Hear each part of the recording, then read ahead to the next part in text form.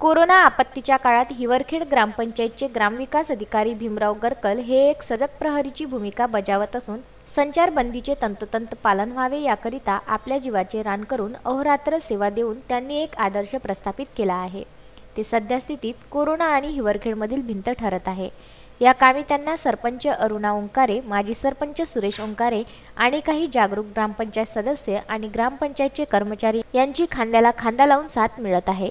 सध्या ग्रामविकास अधिकारी भीमराव गरकल हेच सिंगम चित्रपटाप्रमाणे ठाणेदाराची खरी भूमिका बजावत असल्याची चर्चा नागरिकांमध्ये रंगली आहे।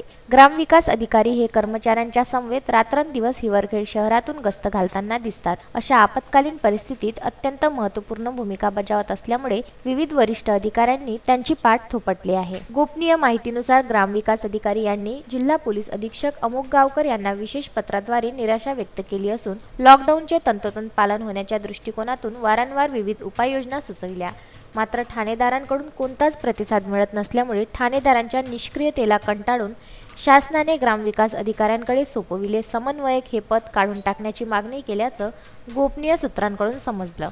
मात्र आता या सर्व घडामोडीत ग्रामविकास अधिकारी गरकल जीवाचे रान करून हिवरखेड येथील नागरिक आणि कोरोना ह्यामधील भिंत ठरत आहे हे मात्र निश्चित। गुरुदेव इसमोरे, विदर्भ न्यूज, तेल्हारा।